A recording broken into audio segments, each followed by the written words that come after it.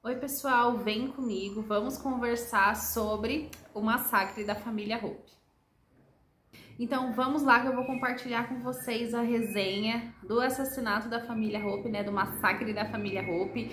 É um livro assim maravilhoso que eu dei 5 estrelas, daria 10 estrelas se fosse possível, porque é uma história que realmente vale ser lida. Então é por isso que eu tô tão empolgada de compartilhar essa resenha aqui com vocês. Então, em 1929, no estado do Maine, a família Hope foi assassinada. A família Hope, ela consistia em mãe, pai, filha mais nova e a filha mais velha, se chamada Lenora. Com esse assassinato, todos da família morreram, menos a Lenora. Ela tinha 17 anos ali na época do assassinato e ela foi considerada a principal suspeita porque ela foi a única sobrevivente ali, né, daquele massacre que ocorreu. E aí passou muitos anos, a Lenora nunca comentou sobre o acontecido ali daquela noite, né, da noite fatídica onde a família inteira dela morreu. Na época foi feita uma investigação, mas não teve provas, os policiais não descobriram prova nenhuma, nada foi encontrado, então o caso acabou sendo arquivado. A Lenora nunca foi considerada culpada, nunca foi presa e ela continuou lá na mansão da família, que é a House Hopes, que chama aqui no livro. É uma casa que é descrita na época, né, em 1929, uma casa construída num penhasco, igual aqui na capa.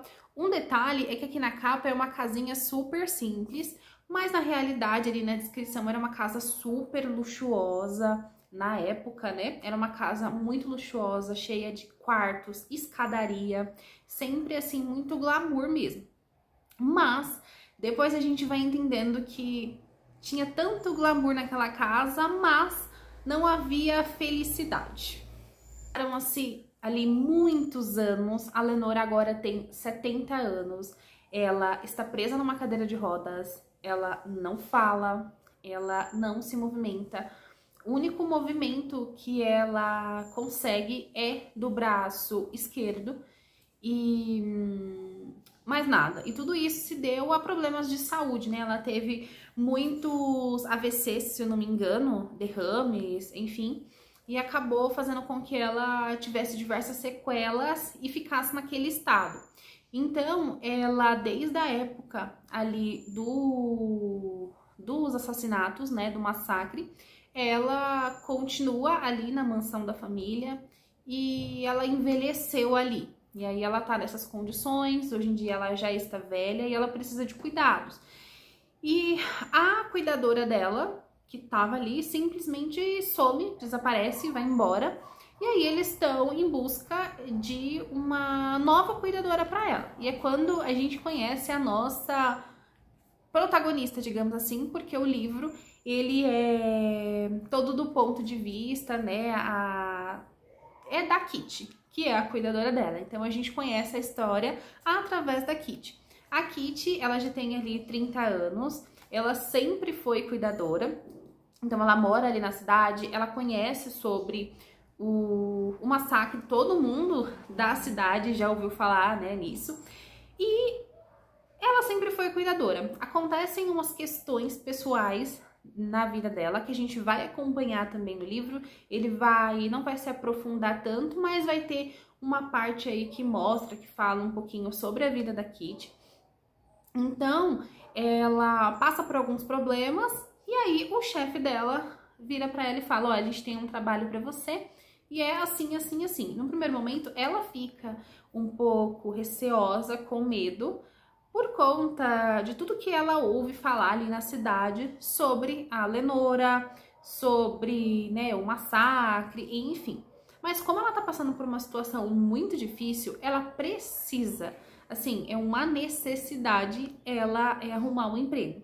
Então, ela aceita ser cuidadora da Lenora e precisa se mudar para lá, né? Ela vai cuidar da Lenora em tempo integral, então ela arruma as coisas dela e vai para lá. Tudo por conta do dinheiro, porque ela realmente tá precisando ali de se reerguer na vida. Então, mesmo com medo, mesmo com todas as cantigas ou com todas as histórias que é falado na cidade, ela encara e vai lá ser a cuidadora da Lenora. E assim, a Lenora, ela não tem um movimento, né, os movimentos. E aí, o único jeito que ela consegue se comunicar com algumas pessoas é datilografando. Então, ela tem uma mão boa, então ela datilografa com aquela mão boa, enquanto as cuidadoras dela ajudam ela, né? No caso, a cuidadora anterior e agora a Kitty. E aí, em uma desses momentos de escrita, digamos assim, né, de datilografando, ela fala pra Kitty, eu quero te contar tudo, se eu não me engano é essa frase, ou seja, contar tudo sobre o acontecido, né, daquela noite ali que houve o massacre na família dela. Então ela vai datilografando aos poucos pra Kitty, só que assim, ela não conta exatamente o que aconteceu. Ela vai contando a história desde o início. E é nesse momento que a gente consegue ver a história de uma outra perspectiva. Porque conforme ela meio que vai datilografando essa história para Kitty, a gente tem um vislumbre de como era a vida dela e da família dela no passado. Então isso não é a peça-chave da história, longe disso, mas a gente consegue entender e conhecer um pouco mais dos integrantes ali da família. Então, desde os empregados, a irmã dela, o pai, a mãe.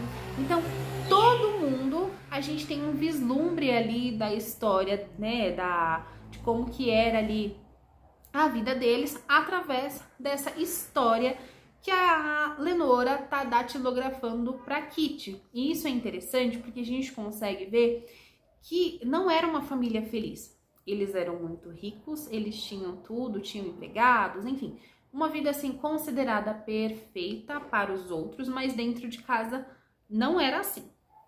Claro que em determinado momento a gente vai se pegar pensando e tentando desvendar o mistério de quem foi que cometeu aquele massacre, né? E várias pessoas acabam sendo, né, assim, entrando ali na roda como suspeitos, pelo menos pra mim. O livro traz um plot muito grande, assim, deixa eu ver, são 3 plots que esse livro tem. Então, quando você acha que acabou, tá tudo certo, não, ainda vem mais, e depois ainda vem mais. E é isso que torna a escrita do Riley Sager tão incrível, porque ele consegue preencher todas as lacunas e não deixa nenhum nó solto. Ele realmente fecha a história toda e de uma forma que a gente fica completamente viciado. Eu li esse livro em apenas poucos dias porque eu ficava muito curiosa. Eu fiz algumas marcações aqui. O livro, ele tem, deixa eu ver quantas páginas para eu poder falar para vocês direitinho. 396 páginas, então vamos pôr aí 400 páginas arredondando, né?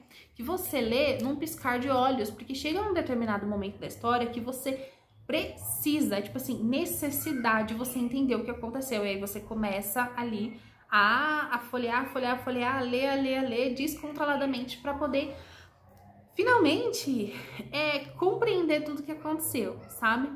Eu não posso falar muito porque eu não quero dar spoiler. Essa história, ela é realmente incrível nesse sentido de você ler e ir descobrindo, né, ali no decorrer da leitura. É realmente assim, gente, incrível. É difícil, é muito difícil falar sem dar um spoiler, né, assim, de qualquer coisa, porque, gente, é assim, maravilhoso.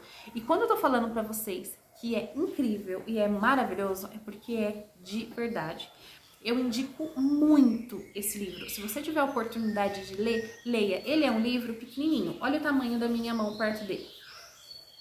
Então ele é fácil de segurar, é fácil de você ler. Não sei se você pega ônibus, pega metrô. Ele é um livro fácil de carregar na bolsa, de ler. Qualquer coisa também. Tem ele em versão física, né, em e-book. Gente, só leiam essa história. É maravilhosa. Quando chega ali no fim, da metade pro fim, começa a ficar muito eletrizante, a gente começa a mergulhar mesmo, sabe, de cabeça ali na vida dos personagens, e entram outros personagens na história que fazem toda, sabe, assim, todo o enredo se encaixar perfeitamente. A pessoa que matou foi uma surpresa muito grande, foi... assim, muito grande, porque eu não imaginava, simplesmente não imaginava. A gente acha, assim que a gente começa a ler, a gente acha que assim, não, a história não tem como ele criar outra situação em cima dessa situação do massacre, mas tem como. E o Riley, ele faz isso, ele cria situações, ele implementa, ele assim, é genial escrevendo. E esse é um dos melhores livros que eu li do Riley. E é até difícil falar nisso, porque eu li 2 livros dele, eu vou até ver aqui o nome, que foi, eu vou deixar a fotinho dos e-books aqui, que foi As Sobreviventes e A Última Mentira que Contei. A Última Mentira que Contei, eu já fiz um vídeo aqui sobre ele e eu favoritei como sendo o melhor do ano, assim, né, até aquele momento. E aí agora eu pego e leio esse que também se tornou, então assim, eu nem vou conseguir mais colocar um livro como a melhor leitura do ano, porque eu li livros muito bons, tanto do Riley quanto de outros autores, de outros gêneros. Eu li muito romance bom, li suspense, melhores ainda. 2 suspenses, né, O Massacre da Família Hope e A Última Mentira que eu Contei, do Riley Sager, foi assim, perfeitos, né, sem comparação. E apenas leiam esses 2 aqui também. Esse aqui, O Massacre da Família Hope, com certeza vocês têm que ler. Esses outros 2 aqui vocês podem até pensar, mas O Massacre da Família Hope vocês precisam ler, porque é realmente, assim, incrível. Espero que eu tenha conseguido transmitir um pouquinho aqui para vocês do que foi essa leitura. Eu fico com medo de falar muito e acabar dando algum tipo de spoiler ou alguém pegar algo ali nas entrelinhas, mas eu acho que deu tudo certo, eu acho que a resenha aqui ficou boa. E mais uma vez, gente, se você ainda não leu, leia, que esse livro aqui é maravilhoso. E claro, se você chegou até o final desse vídeo, não esquece de deixar o like, se inscrever no canal e eu vejo vocês no próximo vídeo. Tchau!